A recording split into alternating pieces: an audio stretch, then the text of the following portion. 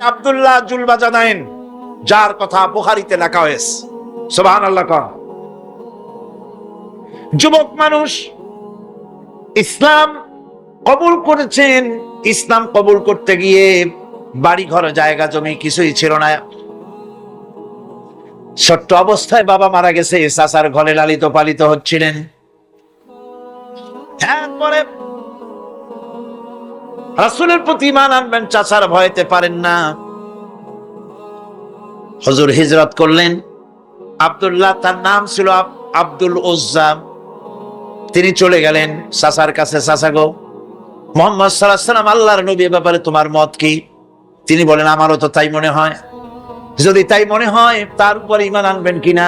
চাচা বলে, না, কখনো ঈমান আনবো না।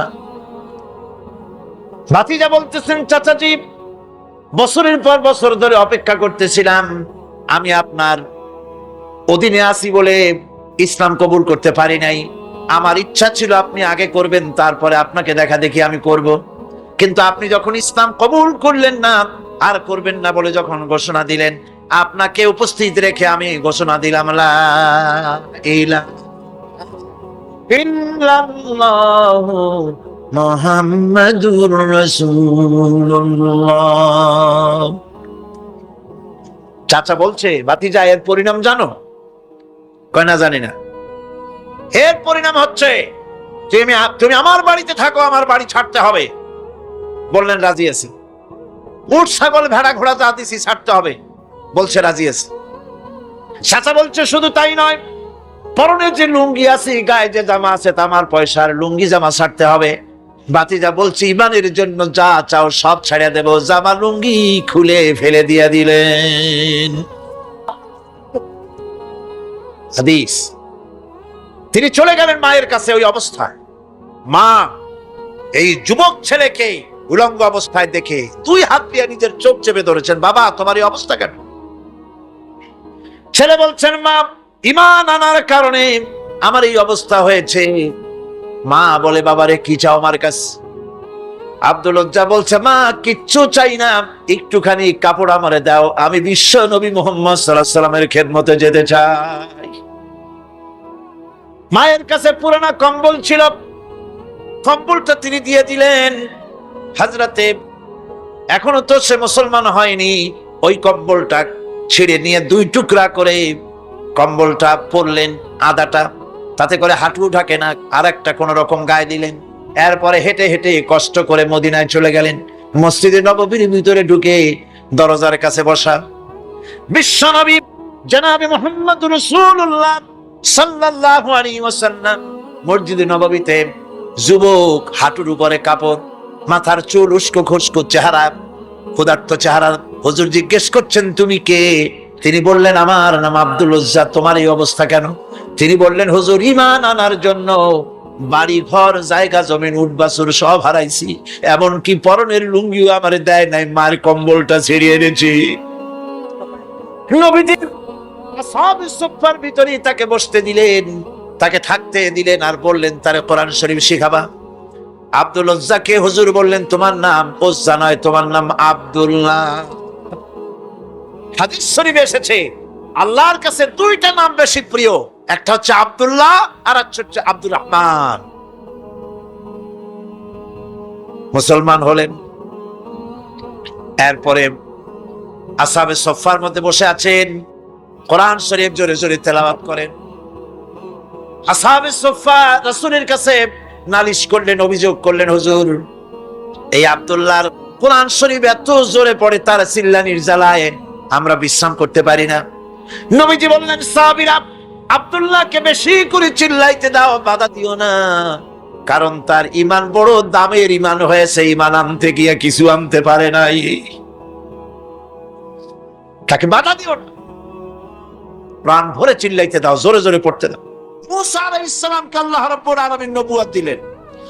গোটা জাতি কাফের, গোটা জাতি ইসলাম বিরোধী, আল্লাহ মানে না, মূর্তি পূজা করে। সেই সময় মুসা আলাইহিস সালামকে আল্লাহ পাক জাতির কাছে পাঠাইলেন না, পাঠালেন কার কাছে? ফেরাউনের কাছে। কার কাছে পাঠালেন? কারণ একটা লোক সমাজে আছে, রাষ্ট্রে আছে, এই লোকটা ভালো হইলে সব ভালো, ওই লোকটা খারাপ হলে সব খারাপ। তার খারাপ চিন্তা দিয়া সবাইকে খারাপ বানাতে এসে চেষ্টা করে।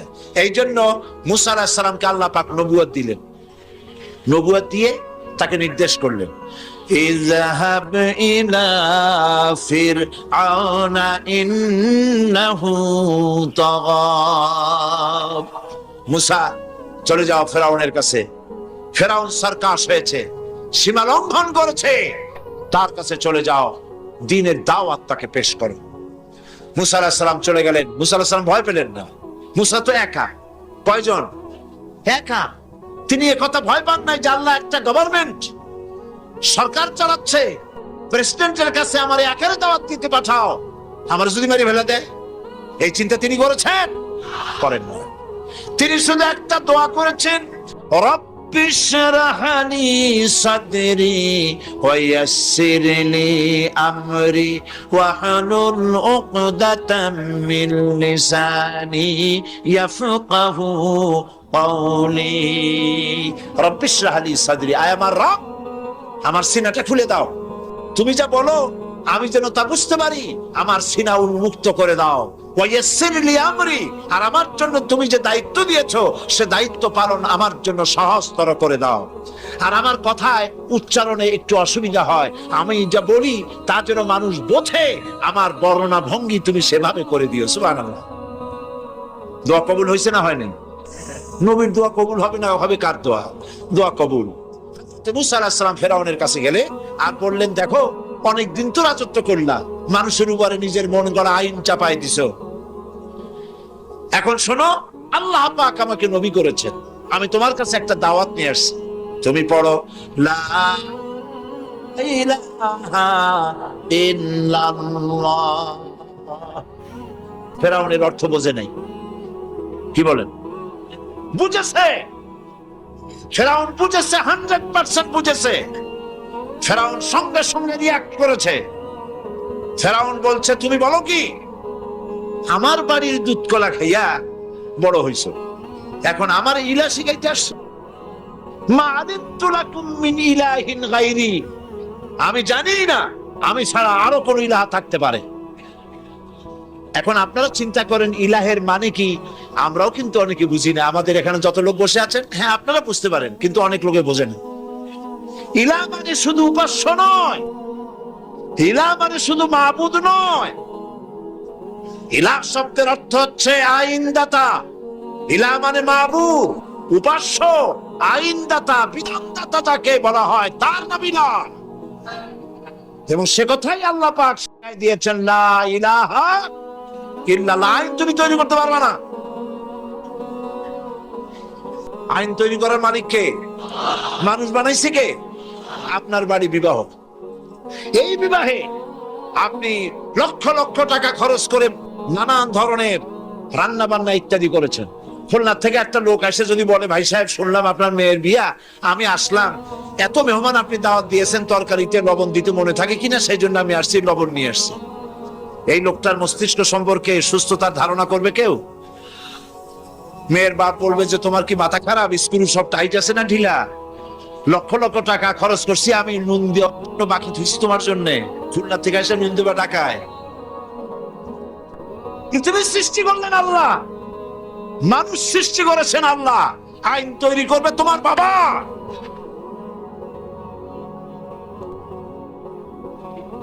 আইন তৈরি করবে কে? কে তৈরি করবেন? আল্লাহ রাব্বুল আলামিন আইন তৈরি করবেন। আরেকটি জিনিস লক্ষ্য করুন, এই পৃথিবীতে, থামুন, এই পৃথিবীতে একটা গাধার তৈরি করা আইন আর একটা গাধায় কিন্তু মানে না, ঠিক কিনা? একটা ষাঁড় আর একটা ষাঁড়ের আইন মানে না। গ্রামে দেখেন না, বিলের মধ্যে অনেক ষাঁড় ঘুরে বেড়ায়, একটা ষাঁড় তার ঠ্যাং উঁচু করে বললো, ভাইয়ের আমার, বোনের আমার, এই বিলের মধ্যে কেউ ডাক দিতে পারবে না আমি ছাড়া। আর সব ষাঁড়েরা গরুরা লেজ উঁচু করে দৌড় মারলো। গরু একটা গরুর আইন মানে না, একটা ব্যাঙ আর একটা ব্যাঙের আইন মানে না, একটা বানর আর একটা বানরের আইন মানে না। আর তোমরা আশরাফুল মখলুকাত মানুষ, তার পাশানে কি আইন তৈরি করেছে, সে আইন মানতে পৃথিবীর মানুষ বাধ্য নয়। মানুষ সৃষ্টির সেরা, আইন মানবে আল্লাহ। কারণ হচ্ছে আল্লাহ জানেন এই পৃথিবীর মানুষের চলার জন্য, বলার জন্য, তার অর্থনীতি, তার সমাজনীতি, তার রাজনীতি কিভাবে চলবে আল্লাহর চাইতে বেশি কেউ ভালো বলতে পারে না। এই জন্য আল্লাহ পাক বলেছেন লা ইলাহা। এই কথা কে শিখাচ্ছেন? জোরে বলুন। আল্লাহ পাক শিখিয়েছেন, ঘোষণা করো লা ইলাহা ইল্লাল্লাহ। আমাদের জিকির আজগার, যারা জিকির আজগারে শেখানো হয়, লা ইলাহা আস্তে, ইল্লাল্লাহ জোরে, কলবের উপরে মারো। এখন ইল্লাল্লাহ এত জোরে জোরে মারা হয়, তাতে কলব থাকলেও পারে, গেলেও পারে। আপনার সাইরেনগুলো খান কলজা, এর উপরে জব মেরে আপনি করবেনটা কি? পয়গম্বরেরা সাইরেনগুল কলজার উপরে জব মারে নাই, পয়গম্বরেরা লা ইলাহা ইল্লাল্লাহ ধাক্কা মেরেছেন ফেরাউনের গদির উপরে। ইব্রাহিম আলাইহিস সালাম লা ইলাহা ইল্লাল্লাহ বলে ইল্লাল্লাহর জব মেরেছেন, নমরুদের রাষ্ট্র উল্টে গেছে। মুহাম্মদ রাসূলুল্লাহ সাল্লাল্লাহু আলাইহি ওয়াসাল্লাম লা ইলাহা ইল্লাল্লাহ বলেছেন, আবু জাহেলের কুষ্টি সাফ হয়ে গেছে। এর নাম কলেমার জিকির। ফেরাউনের কাছে যখন গেছে, ফেরাউন তখন বুঝতে পেরেছে। ফেরাউন তখন বলছে, মা আলিমতু লাকুম মিন ইলাহিন গায়রি, আমি তো জানি না আমি ছাড়া আর কোন ইলাহ আছে। আমি কি গল্প শোনাচ্ছি না কোরআনে আছে? আমি জানি না আমি ছাড়া কোন ইলাহ আছে। তুমি সংযত হও, এই ইলাহের দাওয়াত নিয়ে আর কখনো আসবে না। আবার যদি ইলাহের দাওয়াত নিয়ে আসো, লা জাআলান্নাকা মিনাল মাসজুনিন, আমি তোমাকে কারারুদ্ধ করে রাখবো। ফেরাউনের গোষ্ঠীরা সবসময় জেলের ভয় দেখায়, ঠিক কিনা? কিন্তু মুসারা জেল ভয় পায় না। জেল মুসলমানদের পায়ের জুতা, ফাঁসির মঞ্চ মুসলমানদের গলার জুতার ফিতার মতো, ফাঁসির মঞ্চের গলার দড়ি মুসলমানদের ফুলের মালার মতো। এগুলিকে মুসলমানেরা পরোয়া কোনোদিন করে নাই। হযরতে মুসা আলাইহিস সালাম বলছেন, বেটা আমারে তুমি ভয় দেখাও জেলে, তুমি আমারে চেনো নাই। আমি মুসা কালিমুল্লাহ, আল্লাহর সাথে কথা কই, আমি আল্লাহর পয়গম্বর। তোর জেলের পরোয়া আমি করি না। মুসা আলাইহিস সালামের সাথী নাই, সঙ্গী নাই, লোক নাই, জন নাই। মুসা আলাইহিস সালাম বসে আছেন। আল্লাহ প্রশ্ন করছেন, ওয়ামা তিলকা বিয়ামিনিকা ইয়া মুসা। মুসা আলাইহিস সালামের কথা আল্লাহ কোরআন শরীফে যে কত জায়গায় বলছেন, সুবহানাল্লাহ। খুব আদরের নবী। মুসা, তোমার ডান হাতে ওটা কি? মুসা আলাইহিস সালাম বললেন, হিয়া আসায়, এটা আমার একটা লাঠি।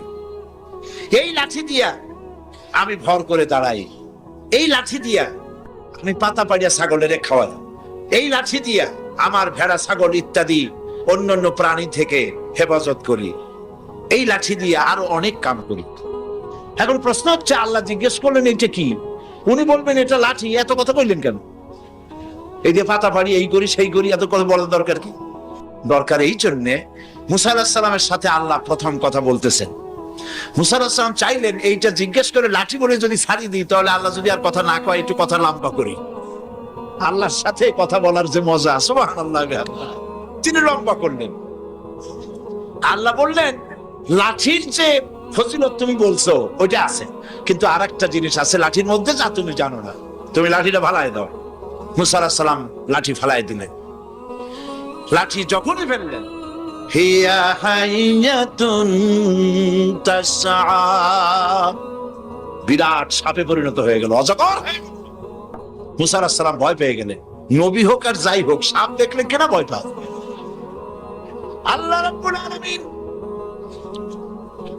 মুসা আলাইহিস সালামকে বলে দিলেন, খুযহা ওয়ালা তাখাফ সানুঈদুহা সিরাতাহাল উলা। খুযহা, ধর, ওয়ালা তাখাফ, ভয় পেও না। আল্লাহ বলছেন ধরো, ভয় পেও না। এখন যদি ভয় পায় তাহলে সর্বনাশ হবে না? সর্বনাশ হয়ে যাবে। যেহেতু আল্লাহ বলেছেন ভয় পাইও না, ধরো। মুসা আলাইহিস সালাম সাপ যতই বড় হোক, আল্লাহ বলছেন ভয় পাইও না, তিনি ভয় পান নাই, ধরেছেন। কি হয়ে গেল? আবার লাঠি হয়ে গেল, প্রথম অবস্থায় ফিরে এলো। সেই জন্য আল্লাহ পাক মুসলমানদেরকে কোরআনে অনেক বুঝাইছেন, তোমরা বাতিলে ইসলামের শত্রুদের চক্রান্ত তোমাদের কাছে অনেক বড় বলে মনে হয়। কি জানি বিশাল বাংলাদেশের ঈশান কোণে মেঘ জমা হয়ে গেছে, না জানি কোন সময় লন্ডভন্ড হয়ে যায়, সর্বনাশ হয়ে যায়। তারা দলবদ্ধ ভাবে এগিয়ে আসছে ইসলাম ধ্বংস করে দেওয়ার জন্য। আল্লাহ কয় না, কিছুই না। ইন্না কায়দা শায়তানে কানা দাইফা, শয়তানের চক্রান্ত আসলে দুর্বল। আল্লাহ বলছেন ওগুলো শয়তান, যারা ইসলামের বিরোধিতা করে এগুলো কি? আল্লাহ বলে শয়তানদের চক্রান্ত দুর্বল। বাড়িওয়ালার শক্তি বেশি না চোরের শক্তি বেশি? 50টা চোর আসছে বাড়ির চতুর্দিকে, বাড়িওয়ালা ছোট্ট ছেলে, বড় লোক বাড়ির মুরব্বীও লাগবে না, ছোট্ট ছেলেটার জানলাটা থ্রাম করে ফিরে বলবে, বলার সাথে সাথে 50টা চোর দৌড় দিয়ে বুড়িগঙ্গায় পড়বে, ঠিক কি না? তোমরা বাড়িওয়ালা, এই যে যারা আমার সামনে বসে আছেন সব বাড়িওয়ালা, হুঙ্কার মারো, যাবে ইনশাআল্লাহ। ইন্না কায়দা শায়তানে কানা দাইফা, আল্লাহ পাক বলছেন শয়তানের চক্রান্ত আসলেই দুর্বল। শয়তানের চক্রান্ত কি? দুর্বল। আল্লাহ পাক বলছেন রাসূল যখন কষ্ট পাচ্ছিলেন, ইসলামের দাওয়াত দিতে গিয়ে যখন কষ্ট পাচ্ছিলেন, আল্লাহ পাক বলেছেন ইন্নাকা বিআয়ুনিনা, ও নবী আপনি তো আমার চোখের সামনে, আপনি চিন্তা করছেন কেন? সুবহানাল্লাহ। যদি বলেন আপনি আমার চোখের সামনে, দুনিয়া একদিকে চলে যাক, আমি একা যথেষ্ট। আল্লাহ পাক বলছেন আলাইসাল্লাহু বিকাফিন আবদা, আমি কি আমার বান্দার জন্য যথেষ্ট নই? আপনারা বলেন অবশ্যই যথেষ্ট। আল্লাহর প্রশ্ন, আলাইসাল্লাহু বিকাফিন আবদা, আমি আমার বান্দার জন্য যথেষ্ট নই? সারা পৃথিবী একদিকে চলে যাক, আমি আল্লাহর কালেমা উঁচু করে নিয়ে দাঁড়িয়ে থাকবো, মরে যাব, শহীদ হয়ে যাব, আল্লাহর পথ থেকে 1 ইঞ্চি সরে যাব না। এর নাম হচ্ছে ইসলাম। এই ইসলাম প্রতিষ্ঠার জন্য পয়গম্বরেরা চেষ্টা করেছেন। বাধা দিয়েছে কারা? রাষ্ট্র শক্তি। কারা বাধা দিয়েছে? ফেরাউন বাধা দিয়েছে। সব কথা এখানে আছে। এটা কি? এখানে সব কথা আছে। বাধা দিয়েছে ফেরাউন। শেষ পর্যন্ত বাধা দিয়া কি হলো? জিতলো কে? ফেরাউন না মুসা আলাইহিস সালাম? কে জিতেছে? মুসা আলাইহিস সালাম জিতেছে। ফেরাউনের গোষ্ঠী সুবাইয়া আল্লাহ বিদায় করে দিয়েছে।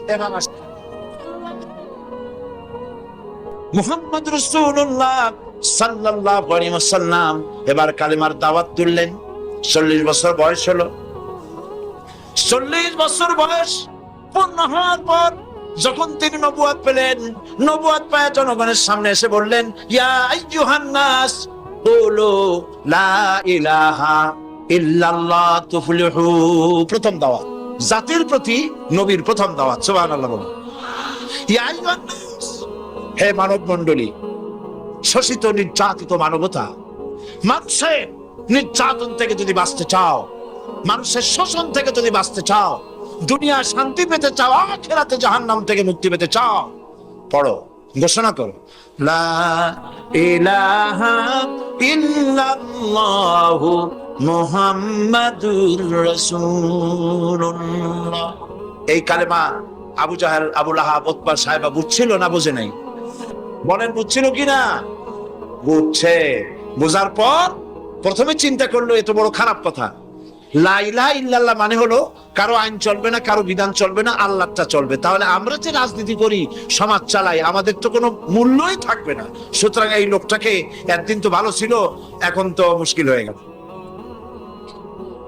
যখনই আপনি আল্লাহর আইনের কথা বলবেন অসুবিধা নাই, শুধু মুরব্বীদের কথা বলবেন, কিছু কিস্সা কাহিনী করবেন, কোনো বাধা নাই। আপনারা কয়েক কোটি এক জায়গায় হন, সেখানে দেশের প্রেসিডেন্ট, প্রধানমন্ত্রী সব দোয়া করতে যাবে, কিন্তু যেখানে আইনের কথা বলা হবে ইসলামের, সেটা বন্ধ করার জন্য সর্বাত্মক চেষ্টা সরকারের পক্ষ থেকেই করা হবে।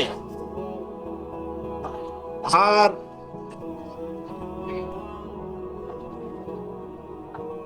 পয়গম্বরেরা, রাসূল করিম সাল্লাল্লাহু আলাইহি ওয়াসাল্লাম যখন এই দাওয়াত দিলেন, আবু জাহাল, আবু লাহাব, উতবা সাহেবা বুঝে নাই নাকি? বুঝছে। আবু জাহাল আবু সুফিয়ান, উতবা, সাইবারা আবু তালেবের কাছে গিয়ে প্রশ্ন করেছেন, আবু তালেব, আপনি মুহাম্মদ সাল্লাল্লাহু আলাইহি ওয়াসাল্লামকে বলুন তিনি যেন লা ইলাহা ইল্লাল্লাহর দাওয়াত না দেন।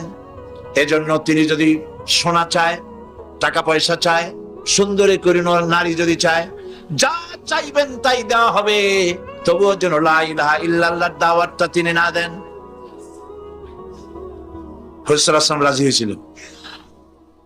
আল্লাহ নবীর কাছে যখন এই প্রশ্ন উঠলো, নবীজি তখন বললেন, আমার চাচাজি শুনুন, ওরা যেটা দিতে পারে সেটা তো ভালো কথা, যেটা দিতে পারে না এমন জিনিস যদি আমার হাতে তুলে দেয়, যেমন আকাশের সূর্যটা ধরে এনে ওরা যদি আমার ডান হাতে তুলে দেয়, আকাশের পূর্ণিমার চাঁদ ধরে এনে ওরা যদি আমার বাম হাতে তুলে দেয়, এর বিনিময়ে আমি আল্লাহর নবী মুহাম্মদ রাসূলুল্লাহ এক মুহূর্তের জন্য তাওহীদের দাওয়াত বন্ধ করে দেব না।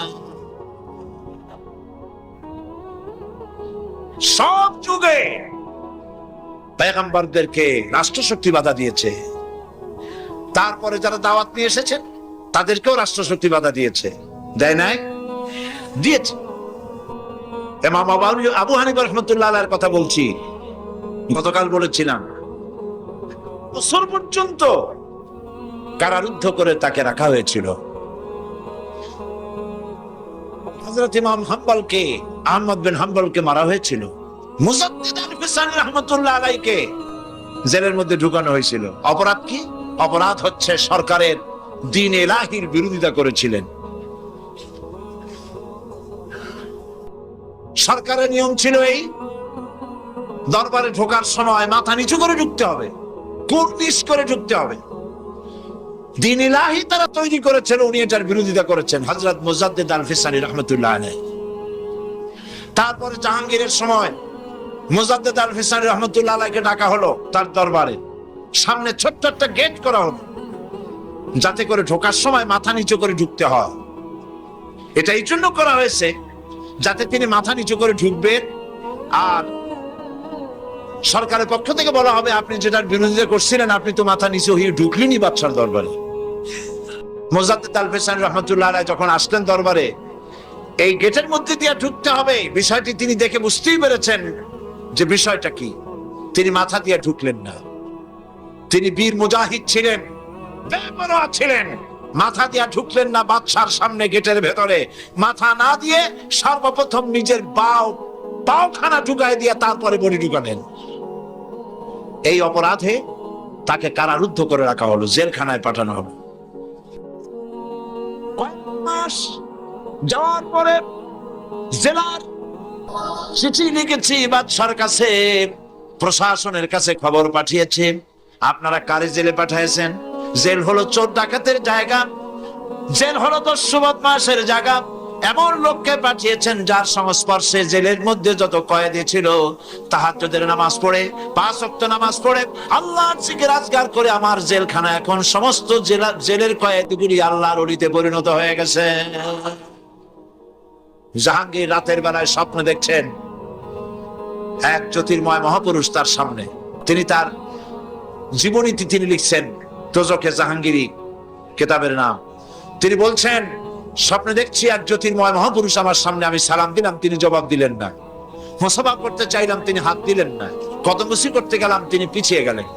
আমি জিজ্ঞেস করলাম আপনি কে? আমার সৌভাগ্য আপনার দেখা হয়েছে আপনার সাথে আমার এই স্বপ্নের মধ্যে, কিন্তু আপনার পরিচয় পেলাম না, আপনি কে? আপনি আমার সালামের জবাব দিলেন না, হাত দিলেন না। স্বপ্নের ভিতরে তিনি বলছেন, ওই জ্যোতির্ময় মহাপুরুষ আমাকে ডেকে বললেন, জাহাঙ্গীর তুই আমারে চিনবি না, আমি বিশ্বনবী মুহাম্মদুর রাসূলুল্লাহ সাল্লাল্লাহু আলাইহি ওয়াসাল্লাম। আমি জানতে এসেছি আমার মুজাদ্দিদকে আর কতদিন তোর জেলখানায় আটকায়া রাখবি। পরের দিন তাকে ছেড়ে দেওয়া হলো এবং জাহাঙ্গীর তার কাছে তওবা করলেন, মুরিদ হলেন। পরবর্তী সময় জাহাঙ্গীরের জীবন চরিত্র ভিন্নভাবে ইতিহাসে চিত্রিত হয়েছে। আমার বলার উদ্দেশ্য এই, চিরটা কাল ইসলামী আন্দোলনের বিরোধিতা করেছে প্রতিষ্ঠিত সরকার, কোনদিন সাহায্য করে নাই, সব সময় বিরোধিতা করেছে। কারণ ইসলাম যারা প্রতিষ্ঠিত করতে চায় তাদের সাথে তাদের মিল হয় না। ওরা চায় মন গড়া আইন দিয়ে দেশ শাসন করতে, শোষণ করতে, বাড়ি একটার জায়গায় 10টা করতে, গাড়ি 5টার জায়গায় 15টা করতে চায়। আর ইসলাম যদি ক্ষমতায় আসে, এই শয়তানি বদমাশি চলবে না, সেনা চলবে না, ব্যভিচার চলবে না, লুটপাট চলবে না, কোন দেশের বাচ্চাটা গোলাম হওয়া চলবে না। এই জন্যে তারা বাধা দিয়েছে, পরে নবীদেরকে বাধা দিয়েছে কারা মনে আছে? পুঁজিপতি ধনাঢ্য ব্যক্তিরা বাধা দিয়েছে। এই পুঁজিপতি ধনাঢ্য ব্যক্তিরা বাধা দিল কেন? কারণ হচ্ছে তারা পুঁজি দিয়ে গরিবকে শোষণ করত। ইসলামে কিন্তু অনেকে বলে, ইসলাম বিদ্বেষীরা তারা যে বইপত্র লেখে তাতে তারা বলে যে ইসলাম হচ্ছে পুঁজিবাদের আশ্রয়স্থল। কথাটি সম্পূর্ণভাবে 100% মিথ্যে কথা। ইসলাম পুঁজিবাদের আশ্রয়স্থল নয়। ইসলাম সর্বপ্রথম ধনীরা কবুল করেনি, ইসলাম কবুল করেছে সর্বপ্রথম নির্যাতিতা, নিপীড়িতা সুমাইয়া রাদিয়াল্লাহু তাআলা আনহা। ইসলাম কবুল করেছে সর্বপ্রথম নির্যাতিত, নিগৃহীত হযরতে বিলাল, হযরতে সুহাইব, হযরতে খাব্বাব, হযরতে খুবাইব, হযরতে আম্মার, এইসব যুবক তরুণ সমস্ত গরিব জনসাধারণ ইসলামের ডাকে সাড়া দিয়েছে সর্বপ্রথম। পুঁজিবাদের আশ্রয়স্থল ইসলাম নয়। ধনীরা তাদের পুঁজি দিয়ে জনগণকে শোষণ করত। ইসলাম সেখানে যাকাত ভিত্তিক অর্থ ব্যবস্থা চালু করেছে। সুদ আর যাকাত, এই দুটি জিনিসে, ইসলামের হলো যাকাত আর শয়তানের হলো সুদ। শয়তানের কি? সুদ। মানে ইসলাম যেটা যেটা করেছে শয়তান তার মোকাবেলায় একটা আনছেই। আল্লাহ পাক ইসলাম বানিয়েছেন। আল্লাহ পাক বানিয়েছেন কি? ইসলাম। ওরা আবার আরেকটা এর মোকাবেলায় এনেছে, অর্থনীতির সামনে আরেকটা এনেছে। সুদ আর যাকাত, এর মধ্যে পার্থক্য কি? সুদ হচ্ছে গরিবদের কাছ থেকে নাও, ধনীদেরকে দাও। আর যাকাত হচ্ছে ধনীদের কাছ থেকে নাও, গরিবদেরকে দাও। ব্যাখ্যাটা বুঝে আসছে? একেবারে সহজ কথা। এই জন্যে ব্যাংকে টাকা রাখে ধনীরা, গরিব মানুষেরা সেখান থেকে যদি লোন নেয় তাহলে এই লোনের যে রিটার্ন তাকে দিতে হয়, যে লাভ দিতে হয়, এই লাভগুলো গিয়ে বড় লোকদের জমে আর গরিবরা শোষিত হতে থাকে। ব্যবসা আর সুদ দুটোর মধ্যে আকাশ আর জমিনের পার্থক্য। এই জন্য আল্লাহ পাক বলেছেন ওয়াহাল্লাল্লাহুল বাইআ ওয়া হাররামার রিবা, আমি সুদকে করেছি হারাম, ব্যবসাকে করেছি হালাল।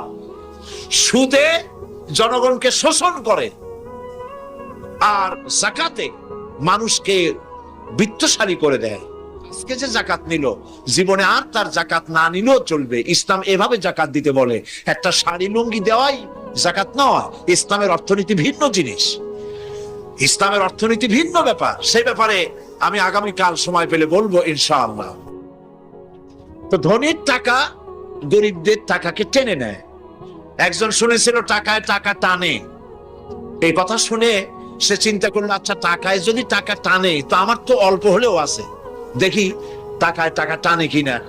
একদিন সে দেখতে পাচ্ছে ব্যাংকের ভিতরে ক্যাশিয়ার অনেকগুলি টাকা নিয়ে বসে গোনার কাজে লেগে গেছে। তখন তার পকেটের মধ্যে একটা টাকা ছিল, রূপার টাকা। টাকাটা জানলার ফাঁক দিয়ে ছুঁড়ে মেরেছে অনেক টাকার মধ্যে, আশা যে এই টাকায় অনেকগুলি টাকা নিয়ে জানলার ফাঁক দিয়ে বাড়াই আসবে। আধা ঘন্টা, 1 ঘন্টা জানলার ফাঁক ফোক দিয়ে উকি ঝুঁকি মারছে, না টাকা তো বেরোয় না, আমার 1 টাকা সেও তো ফেরে না, অনেক টাকা আনা তো দূরের কথা। দারোয়ান পিছন থেকে এসে গলা চেপে ধরছে, এই বেটা পজিশন নিয়ে কি দেখিস, চোর না ডাকাত? কয় ভাই আমি চোর না ডাকাত না, আমি শুনছিলাম টাকায় নাকি টাকা টানে, সেই জন্য আমার পকেটে 1টা টাকা ছিল, সেই টাকাটা ছুড়ে মারলাম। প্রায় 1 ঘন্টা হয়ে গেছে, অনেক টাকা তো দূরের কথা, আমার আসল টাকাটাও ফেরে না। দারোয়ান কয় যে আসলে বেটা কথা তো ঠিকই শুনছো, টাকায় টাকা টানে, তোমার 1টা টাকা অনেক টাকা টানিয়ে ধরছে, ওরা আবার বাইরে উপায় নাই। গরিবের টাকা ধনীরা চিরকাল এভাবে শোষণ করে। এই শোষণের বিরুদ্ধে ইসলাম কথা বলেছে। তাই ধনাঢ্য ব্যক্তিরা তাদের পুঁজিকে টিকায় রাখার জন্য চিরকাল সরকারকে টাকা দিয়ে টিকায় রাখার চেষ্টা করেছে। আহলে কিতাবের মধ্যে এক শ্রেণীর পীর দরবেশ জাতীয় লোক এরকম আছে যারা জনগণের মাল বাতিল পন্থায় ভক্ষণ করে। কে বলছেন এ কথা? কে বলছেন? রাসূলুল্লাহ। ইসলাম না, ইসলাম আল্লাহ। তার মৃত্যু হয় নাই যে তুমি তার পুনর্জীবন দান করবে। বেয়াদব। সম্রাট বানিয়েছে, ফকির হতে চেষ্টা করো। আল্লাহর ওলিরা সব ফকির ছিলেন। বাড়ির নাম রাখছে বাবে রহমত। এটা বাবে গজব। এটা কি? যে বাড়ি তুমি পায়খানা করো, সে বাড়িতে বিবির সাথে মিলিত হও, সে বাড়ি বাবে রহমত হয় কি করে? জাহান্নামের দরজা বাড়ির নাম রাখো। বেদাত, শিরক এবং বেদাত দিয়ে দেশ ভরে যাচ্ছে। আর এইগুলি আবার রেডিও টেলিভিশন তাদেরই প্রচার হয়। যেহেতু ওগুলি আল্লাহর আইনের কথা বলে না, এরকম কথা বলা হয় যে ওনার ওখানে নাকি আল্লাহ নিজে এসে মোনাজাত ধরে। আল্লাহ মোনাজাত করে কার কাছে? এমন বেয়াদব দুনিয়ায় থাকে। আহা,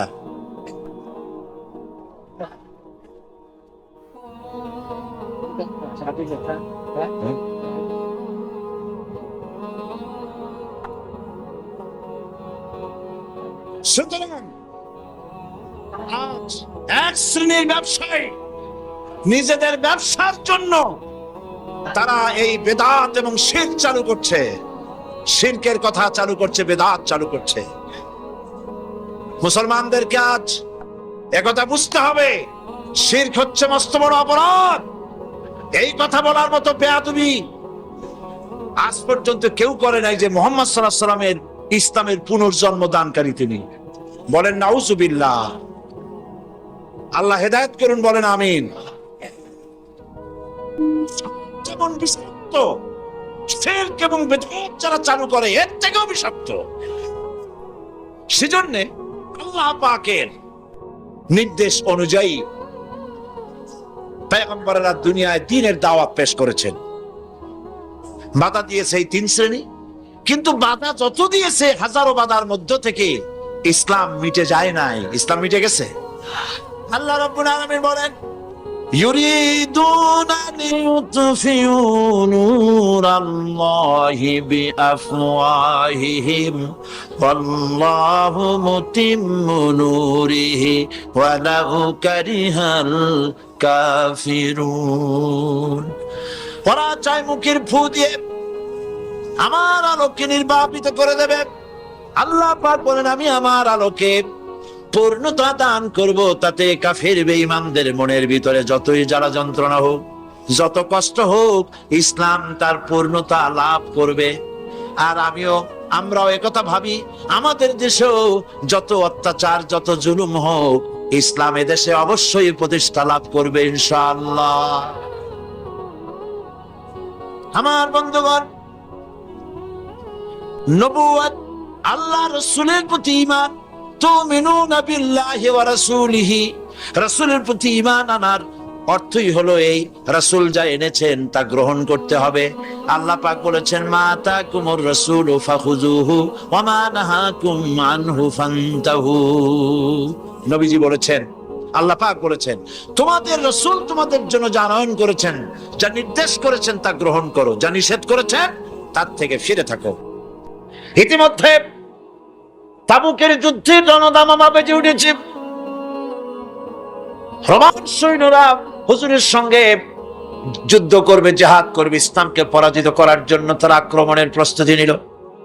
নবীজি রোমানদের সঙ্গে লড়াই হবে বলে সাহাবায়ে কেরামদের কাছে সাহায্য চাইলেন। যার কাছে যা আছে অস্ত্রপাতি জমা করো, টাকা দাও, পয়সা দাও। সবাই মিলে দিতে লাগলেন।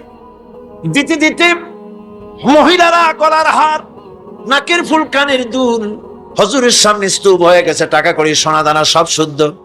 হুজুর বলছেন, সাহাবীরা সবাই তো সব জিনিস দিলে, আমার আবু বকর রে দেখি না কেন?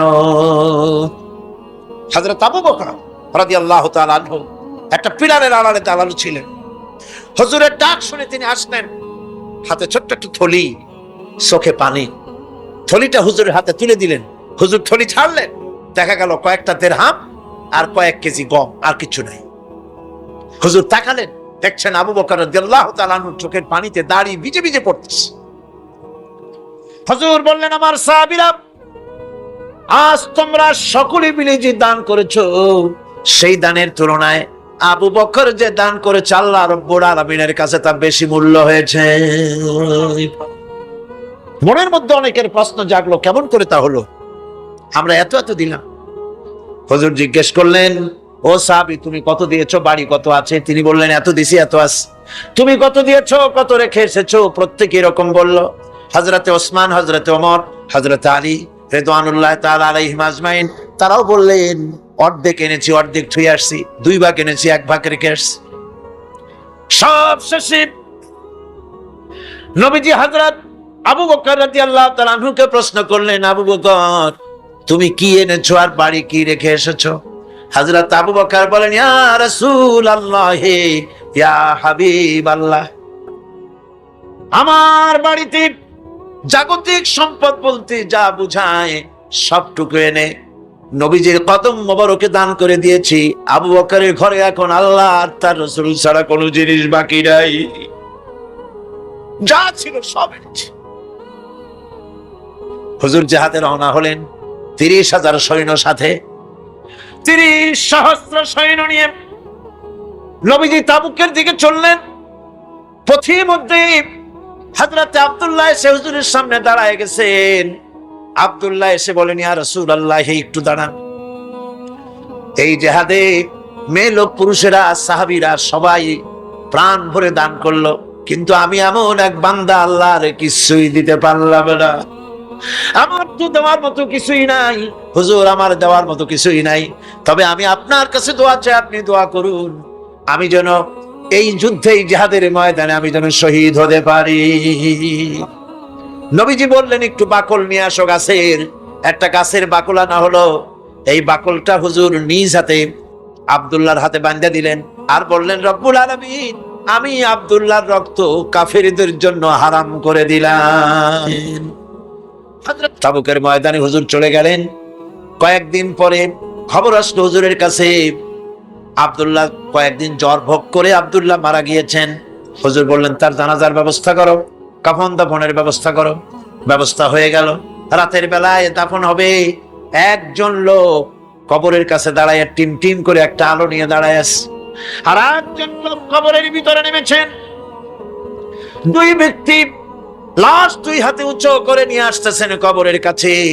যিনি কবরের ভিতরে দাঁড়ানো, তিনি বলতেছেন, লাশ বহন করে তোমরা যে 2 জন আনতেছো, লাশের সাথে খবরদার বেয়াদবি করো না, তোমাদের ভাইয়ের সঙ্গে আদব করো।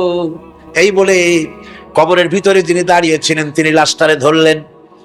কবরের ভিতরে দাঁড়িয়ে যিনি লাশ ধরেছেন, লাশকে কবরে শোয়াই দিয়েছেন, তিনি আর কেউ নন, তিনি বিশ্ব নবী মুহাম্মদুর রাসূলুল্লাহ।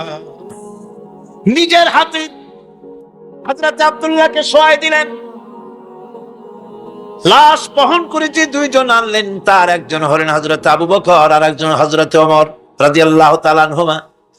আর আলো নিয়ে যিনি দাঁড়িয়েছেন, টিম টিম করে জ্বলতেছেন, তিনি হযরত বেলাল।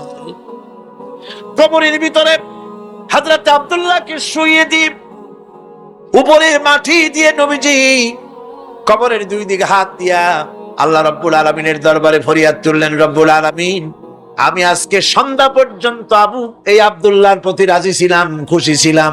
আল্লাহ গো, তুমি আব্দুল্লাহর প্রতি রাজি হয়ে যাও। হযরত ইবনে মাসউদ রাদিয়াল্লাহু তাআলা আনহু পাশে দাঁড়ানো ছিলেন। চিৎকার দিয়ে কেঁদে কেঁদে বললেন, আয় আল্লাহ তাআলা, এই কবরের ভিতরে আজকে আব্দুল্লাহর লাশটা না হইয়া যদি আমার লাশ হতো, আমার ভাগ্যটা খুলে যেত। শহীদের মর্যাদা আল্লাহ পাকের কাছে সব থেকে বেশি। এই শহীদের পথ নিয়ামত প্রাপ্তদের পথ। যারা নিয়ামত পেয়েছে পৃথিবীতে, নবীজিন, সিদ্দিকিন, শুহাদা, এরাই হচ্ছেন নিয়ামত প্রাপ্ত। আল্লাহর রাস্তায় জীবন দেওয়ায় যে মজা, পৃথিবীতে আর কোনো কিছুতে সেই মজা নাই।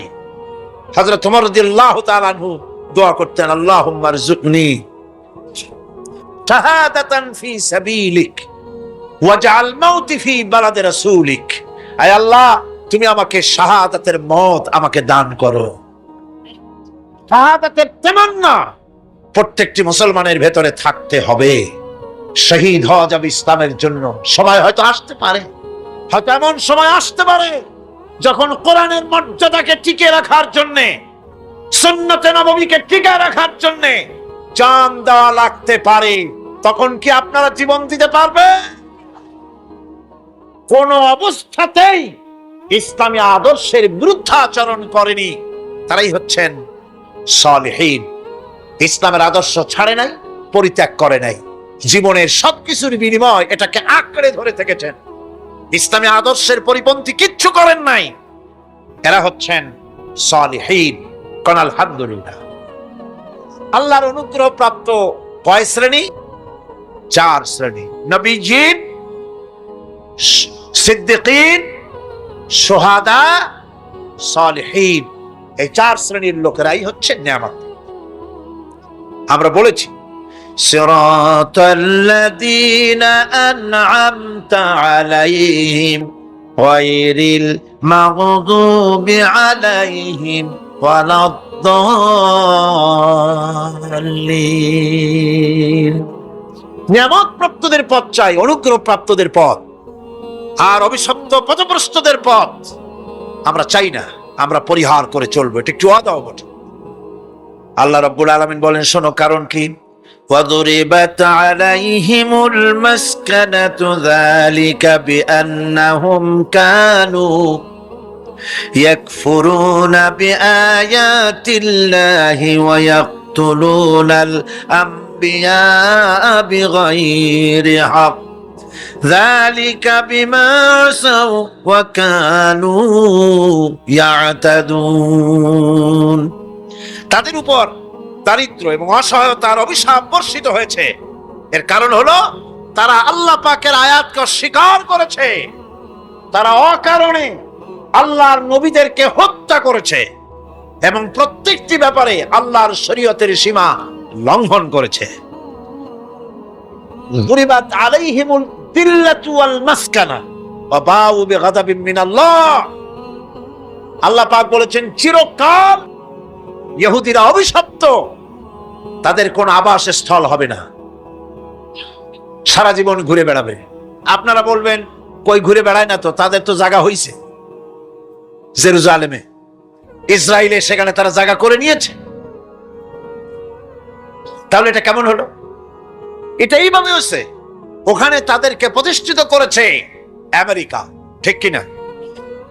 আল্লাহ পাক কোরআন শরীফের মধ্যে বলেছেন, যদিও মানুষের সাহায্যে কোন জায়গায় তাদেরকে আল্লাহর ইচ্ছায় অথবা মানুষের সাহায্যে কোথাও যদি জায়গা হয়, অপমানের জীবন যাপন করতে হবে সারাটা জীবন, কিয়ামত পর্যন্ত দুঃখে দুঃখে মরতে হবে, দেশে দেশে ঘুরে বেড়াতে হবে ভিক্ষুকের মতো। সে অবস্থাই হয়েছে। আমেরিকা ওদের উপর থেকে হাত উঠায় নিক, মধ্যপ্রাচ্যের আজকের 20 ফোড়া ইসরায়েল। আমেরিকা যদি তাদের রুবুবিয়াতে প্রতিপালনের হাতটা উঠায় নেয়, তাহলে আরব দেশে যত লোক আছে যুদ্ধ করা লাগবে না, এক পাশে গিয়ে পেশাব করলে ভাসিয়া লোহিত সাগরে চলে যাবে। সুতরাং এই ইহুদিদের পথ অনুসরণ করা যাবে না। ইহুদিরা অপরাধ করছিল কি? একটু আগেই বললাম, তারা আল্লাহর আয়াতকে অস্বীকার করেছে, তারা নবীদেরকে হত্যা করেছে। এটাই হলো তাদের অপরাধ।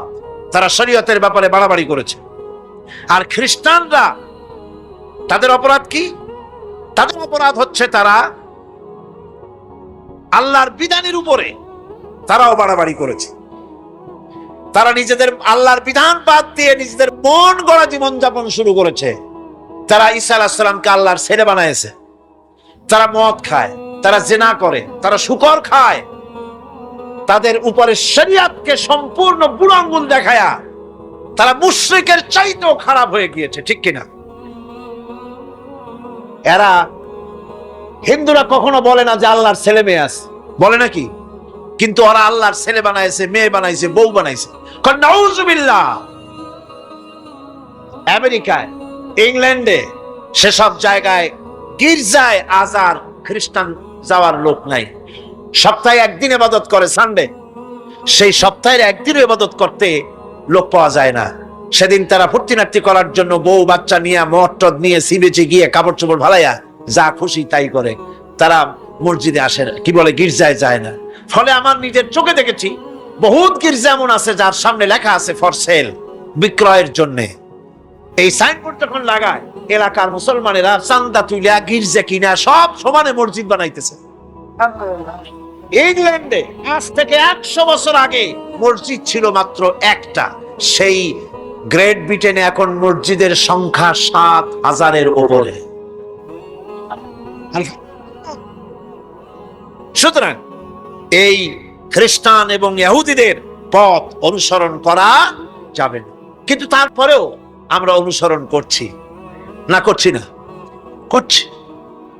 বিশ্বকবি, কবি সম্রাট আল্লামা ডক্টর ইকবাল রহমাতুল্লাহ আলাইহি সুন্দর করে বলেছেন, ওয়াদার মে হো তুম নসারা তু তামাদ্দুন মে হনুদ, ওয়াদার মে হো তুম নসারা তু তামাদ্দুন মে হনুদ, ये मुसलमान है जिन्हें देख के शर्माए यहूद। চাল চলনে হিন্দু তুমি, বেশভূষাতে খ্রিস্টান, মুসলমান এই যারে দেখে ইহুদ করে লজ্জা জ্ঞান। তুমি নাকি মুসলমান? কাপড় চোপড় দেখলে মনে হয় তুমি তো খ্রিস্টান, জামা কাপড় তোমার অবস্থা দেখলে মনে হয় তুমি খ্রিস্টান, তোমার ওঠা বসা বিয়ে শাদী সংস্কৃতি দেখলে মনে হয় তুমি হিন্দু, আর তোমার লেনদেন দেখলে ইহুদিরা পর্যন্ত তোমাকে ঘৃণা করে। কথা ঠিক কিনা? কথা ঠিক কিনা? এই হলো মুসলমানদের অবস্থা।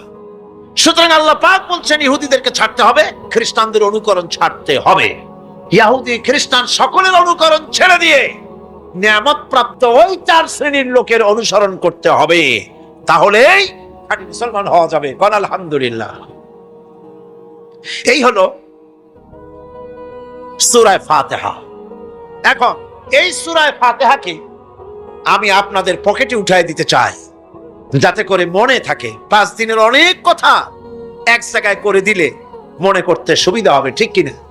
মনে রাখতে সুবিধা হবে। সূরা ফাতিহা আয়াত কয়টা? এই 7টি আয়াতের 7টি শিক্ষা আছে। সূরা ফাতিহার শিক্ষা 1, সকল প্রশংসা কেবলমাত্র হাদিস শরীফে এসেছে, ইদা মুদিহাল ফাসিকু ইহতাজ্জাতিল আরশ।